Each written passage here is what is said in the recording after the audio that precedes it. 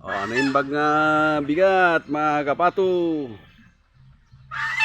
Dito na ngayon yung kwan. Mga ducklings natin malalaki na mga kapato. Yan.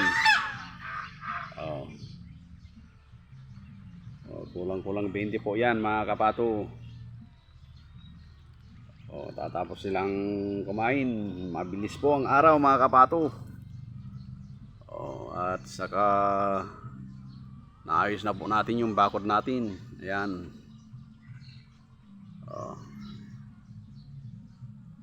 Ayan. Sa awa ng Diyos mga kapato, natapos din yung trabaho natin. Tapos yung lalagyan po ng ducklings natin. Yun po yung bakod natin dati na screen. Yan po yung nilagay natin sa aula ng mga ducklings uli natin mga kapato. Tapos yung swimming pool nila, ayan, may hagdanan na po mga kapato. Kaso nga lang yung kanya, check valve niya wala pa. Hindi pa tayo nakabili mga kapato. Kasi wala po dito sa amin. Sa Tubiga raw po tayo bibili niyan. Yan. Okay. Yan. I-remedyo na natin mga kapato. Yun. Nilagyan po natin ng hagdanan para makapag-akyat sila doon sa pool nila. Yan. Puro na po lahat yan mga kapato.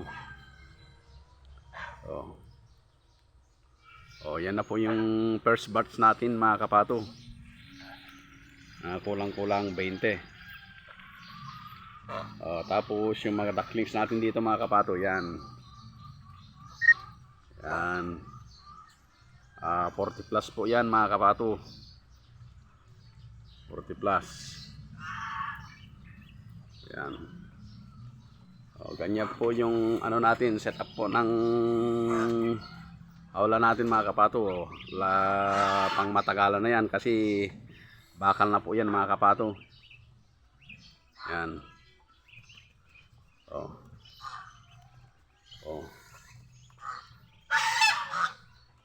Tatapos silang kumain mga kapato. 40 plus po yan. Tapos dito sa kabila, ganun din po mga kapato. Dala po yung bago nating hawla. Yan. 40 plus din po yan mga kapato. Yan marami sila.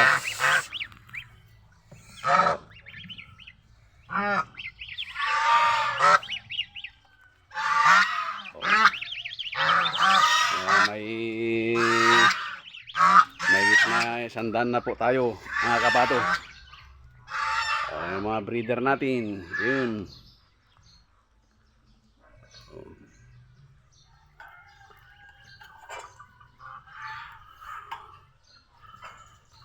Yan. Tatapos lang ito po na kumain din. Tinakpan po natin yung yung sobra nilang pagkain dahil sayang po dahil kakainin lang ng mga manok. Yan. Yan na po yung mga natin, mga breeder natin mga kapato. 40 po yan, 40. Wala, mahirap po ng 50 pieces. May kulang pa pong 10 yan. Pero yan na lang muna mga kapato dahil wala pang may dadagdag. Yan.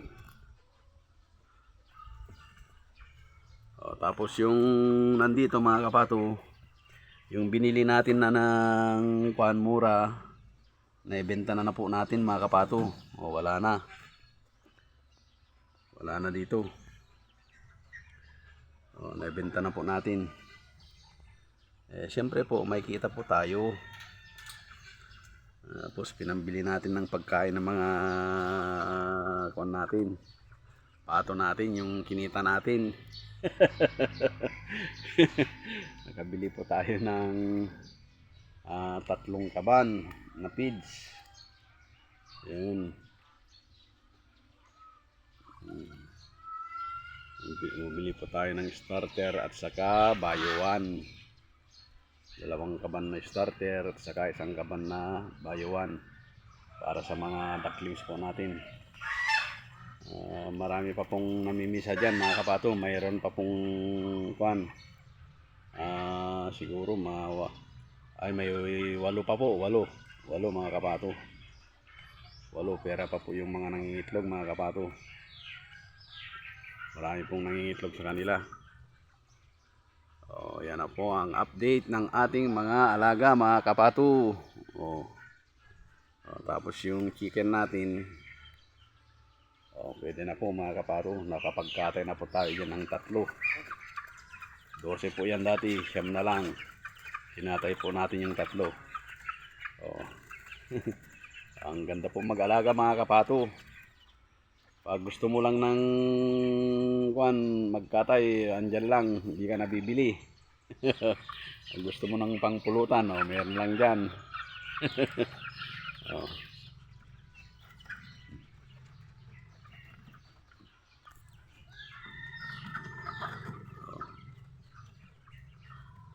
Simula na yung mga natin mga kapato. Yung sarili nating mapato.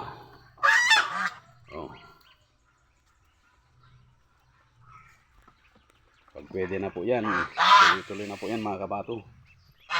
Yan. 3 months pa po lang yan mga kapato. 3 months, wala pang 4 months yan. Lalaki ang marami.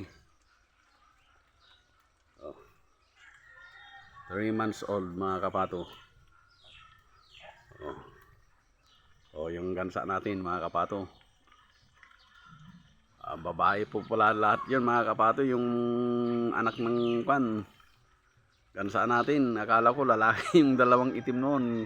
Babae pala mga kapato. Pag lalaki yun, kinatay na po na sana natin. Pwede nang katayin sila. Malalaki na po mga kapato. Tapos yung tatay po nila, ayan na po, iba na po mga kapato. Yan.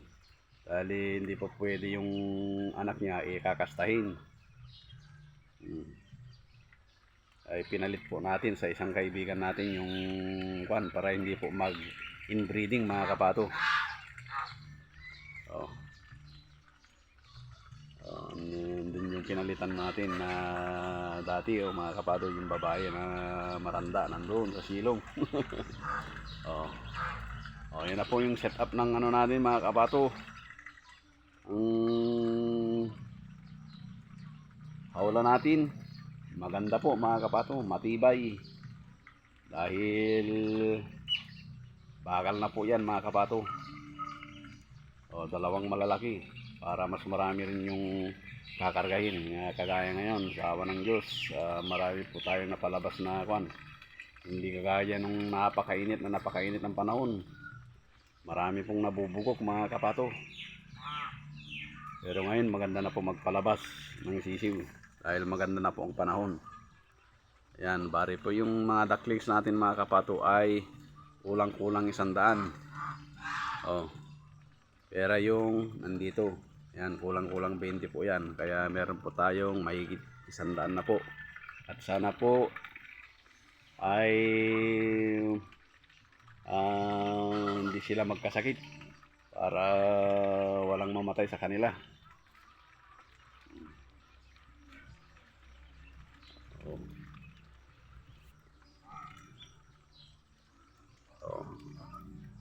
Okay na po yung bakod natin mga kapato. Solid na po, na solid. Yan. Hindi kagaya ng dati na yung net na nabudol po kasi tayo doon mga kapato, doon sa nabili nating plastic na ayan po. Ang order ko po noon ay makapal. Ang po ay ang binigay po ayan yung ganyan. Po yan, hindi po matibay. Pag gusto mo pong anong yan, sirain, masisira po yan. Hindi kagaya yung makapal. Kaya hindi na po ako hindi na po ako nagsya-Shopee dahil kung minsan mali po yung binibigay. Oh, kagaya nung bota na order nung pangkwan, yung manugang ko na para sa anak niya, grade 4 ay grade 3. Ang dumating po ay napakaliit. Kaya talaga po kung minsan kung bibili na lang po tayo ng mga kung ano yung mga bibili natin, ay tayo na lang po mismo pupunta sa Tubigaraw, bibili na lang po tayo doon. Kesa yung mag-Shopee tayo, madami pong palpak ang Shopee yung minsan. Kaya simula po noon, yung first time ko po mag-Shopee niyan, palpak na. Kaya nga simula noon hanggang ngayon, hindi na po ako nag-Shopee mga kapato. Tapos yung order nung manugang ko para sa anak niya, palpak na naman kahapon. Dumating yung bota nung apo ko. Napakaliit, pang grade 1 naman. Hanggang dito na lang po ang upload natin at shout out po sa inyong lahat, lalong-lalo na po yung mga subscriber natin diyan at saka yung mga mga nanonood sa ating video. Big shout out sa inyong lahat po mga kapato, saan man kayo sulok ng mundo. God bless and sa inyong lahat. God bless po sa inyong lahat. Okay. Bye-bye.